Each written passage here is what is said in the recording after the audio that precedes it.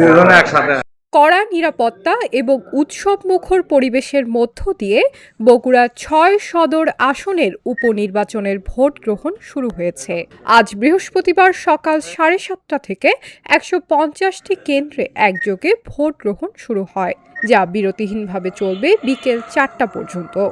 বগুড়া জেলা নির্বাচন অফিস সূত্রে জানা গেছে, সদর উপজেলা নিয়ে গঠিত এই আসনে মোট ভোটার সংখ্যা 4,50,307 জন। এই নির্বাচনে মূলত ত্রিমুখী লড়াইয়ের সম্ভাবনা দেখছেন স্থানীয়রা। প্রতিদ্বন্দ্বী ৩ প্রার্থী হলেন বগুড়া জেলা বিএনপির সভাপতি রেজাউল করিম বাদশা বিএনপি থেকে, বগুড়া শহর আমির আব্দুর রহমান জামায়াত থেকে এবং স্বতন্ত্র প্রার্থী আলামিন তালুকদার ফুলকপি প্রতীক থেকে। এদিকে আইন শৃঙ্খলা পরিস্থিতি স্বাভাবিক রাখতে প্রতিটি কেন্দ্রে পুলিশ ও আনসার সদস্য মোতায়েনের পাশাপাশি নির্বাচনী এলাকায় টহল দিচ্ছে স্ট্রাইকিং ফোর্স।